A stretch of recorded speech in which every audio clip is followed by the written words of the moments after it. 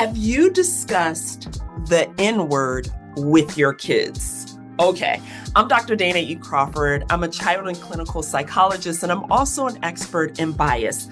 The N-word, controversial, heavy, emotional, all the things. And there is nothing in the world like having your child randomly come from school, play in your living room, and pop up saying the N-word. I'm also a mom of 2 children, and I'm raising them in New York. So many times they are actually hearing the N-word on the street, on the train, randomly, sometimes in front of their school. So what do we do? And before I get into what to do, I want to be clear that I am speaking directly to Black caregivers.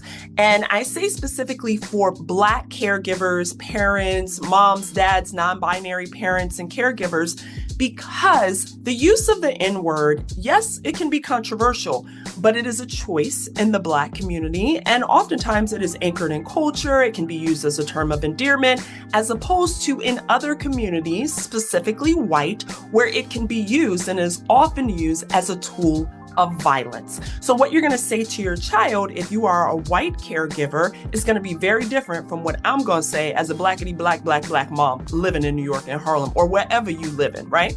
And I will do another video for my white brothers, sisters, and non-binary siblings. Anyway, and I do want to know, related to people of color, also and better known as people of the global majority, I know that there are many different people of color, people of the global majority that use the N-word. That's another conversation. I'm specifically talking about what is the language that we as Black parents give. So we want to take this approach two-pronged. The first is prevention, and prevention is prevent them from randomly saying this word when you are burnt out, fried, crispy, not expecting, trying to make dinner, in the morning they brushing their teeth and you trying to get out of the door. Prevention. How do we keep that from happening?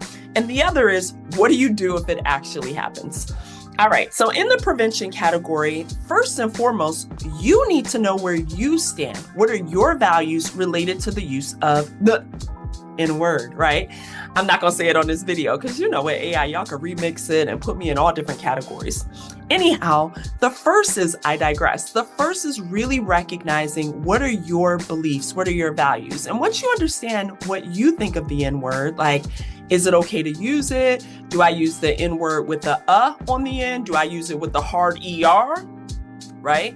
And really, do I sing it in a song? Do I not? You know, one of the replacement words that I've often heard is ninja instead of actually saying the N-word. And so once you understand where you stand, you want to talk with your family. You want to talk with the people who are around your children. And one of the things that I have found is that a lot of times people don't know how to start this conversation with other adults in their lives. So I created this tool. It's called Racial Awareness Conversations for Everyone. It's 48 prompts to discuss. And this is if white folks, y'all still here. It's for anyone to really increase their awareness. And one of the questions of the race card is, describe your experience with the N-word. Why is the use of the N-word so controversial? So this is going to help spark that conversation. Once you understand where your community stands, and I don't, honestly, I'm neutral. Sometimes I can see the power of using the word in terms of building community and in terms of expressing your emotion and how serious it is. Sometimes also just on some casual, like, what's up? On the other hand, the word is very historical and is very violent. And I appreciate the reclaiming of language.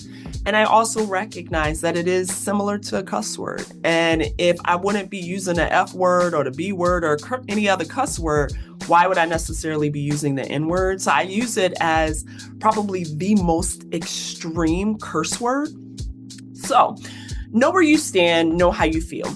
The next is recognizing that regardless of where you stand and where you feel about it, what do you think about your kids using it? So do you agree with your kids cursing? And it's interesting for me, I really love soft language in my house. I've had enough trauma in my life that I do not want nobody yelling, screaming. I remember about a year ago, my kiddo, he's 6 now, but when he was about 5, one of my kiddos, he came home and he was like, somebody said a bad word at school and he was so upset. And I said, oh my gosh, what was the word? And he came and he said, I can't say it. And I said, it's okay, say it in my ear. And he whispers in my ear and he goes, stupid. Like, and so the level of loving language, we often in my family determine if we use language based on, does it sound like love? So it doesn't have to sound like hate, but does it sound like love? Does it feel like kindness? Does it feel like care? And so that's the standard in my home. So a lot of words we wouldn't be using, even though they're not necessarily curse words, they just don't feel like love. And I want my home and my interactions with my children mostly to feel like love, and sometimes a little bit like, hurry up, get that done, right? So sometimes it look a little bit like discipline. I'm not gonna try and pretend like it's all like, it's not. Sometimes these kids be not listening. So you wanna figure that out. Are you okay with your children using any kind of language, and specifically the N-word? The next, you're gonna then go into a conversation with them. And you're going to bring it up and you're going to ask them, have you ever heard of the N-word? And many of them will probably say yes, depending on what they've been exposed to. Some will say no. And when they say, yes, I understand it, then your next decision point, or like you're following a path of conversation, is to ask them, what do you know about that word? What does that word mean? And they're going to tell you. And some kids, depending on the type of communication you have with your children, if you've built a space where you all can have tender conversations, like the use of the N-word or any other, like politics, how they engage with their body, how they view other bodies, I am making an assumption that you speak to your children here. And so they're not going to be like, what are you doing bringing this conversation? We don't even talk about Pokemon, right? But if you're talking to your kids, then it won't be too uncomfortable, although it is still a tender conversation. So they're going to say, this is what I know about the N-word. And when I brought this conversation up with my kiddos, who at the time were 5 and maybe 8, 7-ish, around that age, because they're, depending on the time of the year, their birthdays, their distance apart varies. And, my kids were saying, it's a bad word used for Black people, which I was shocked that my 5-year-old knew that. And often, the research does show that children as young as 2 years old choose their playmates based on race. So if you think your kids don't know, they likely know. And I say that because think about your own parents and the things that you were doing that your parent, maybe I'm telling my business. I don't mean to be telling my business. Anyway, so you're going to see what they know. My kids said language like, it's a bad word used to describe Black people. It's just a cuss word. And so then once I knew they knew what it meant, I said, well, there are actually 3 types of N-words. One that ends with A, one that ends with O, and one that ends with ER. And I said the one that ends in O, Negro, is a term that was used to describe Black people. We went from Negro, we were colored at one point, we were African American, some say Afro-American, and now we identify in my family as Black. We are Black and we are Americans who are Black. We're not African American, and although our ancestors are from Africa, we are American. Our people built this land. And so this is language my children are very familiar with. So I said, language changes as people have a better understanding of themselves and how they want to be treated in the world. And so our language is going to change as we get more self-knowledge and we understand how to communicate what we want and what we need that feels like love. And so for us, being described as Black feels like love. It feels like it honors us. And we like that term in our home. Although I said, you all will get older, to my kids, and the language may change even for you because you'll know more about you in a way that I don't know about you, and the world will change and the world will be different. And so isn't that cool? Change is beautiful. God is change. Octavia Butler. Parable of the Talents, Parable of the Sower. Read those books. I digress. They're right here. Anywho, so once I explain these 3 different terms, I say, the ER version of the N-word was used to describe Black people as not human, as not beautiful, as dirty, as ugly, and really a way to make Black people feel bad about themselves, to make Black people not know that we are beautiful and full of light and power. And so the ER word is a word used to steal our power and our joy. And so it's not a word that is appropriate for you as a child to use. And you may hear people use that ER word, but it is not a love word. And then I said, but some people, you'll hear them say, the N word with an A on the end, like in a song. And I usually use Jay-Z. I don't know why, because that song, and I just say, Ninja, what's my mother effing name? Ninja, right? And I literally say ninja, and I say I'm replacing that word. And I said, sometimes in these songs, you might even go to a party as you start to get older, and that song will play. And your friends that might not look like you will want to sing along with the song because it's an amazing song, because, it's Hova, it's Jay. And so what would you do? And so it's interesting. My oldest, she led and she said, I would say, don't say that word. And I said, well, what if you're at a party and you're having a good time? Would you just randomly bark and scream on your friend like that? I don't know if that's true, because you don't always just yell at your friends if they do things in a class that you don't like. So is that really realistic?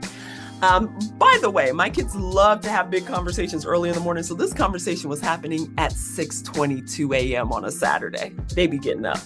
And so I said, for me, my friends who are not Black, who love me, they don't say the word. And so my son was like, yeah, on that part, they could just go like, ninja. And I said, they could say ninja, right? And now I'm really talking about the word ninja. I said, they could say ninja, but what if the party's super loud and people are talking? Someone might hear and think they said the N word.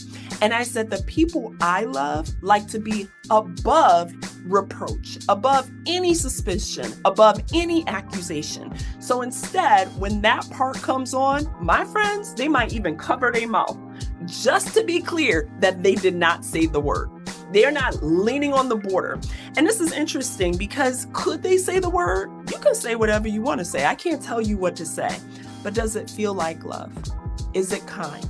And so the reality is my friends, the people I would use that word for, not people I know who call me their friend, but the people I would call my friend, would not even want me to think for a second that they used a word that historically was used to harm people that look like me, even if they weren't the ones doing it. Because the job of a friend is not only to prevent or to not hurt you, the job of a friend is also to protect your heart.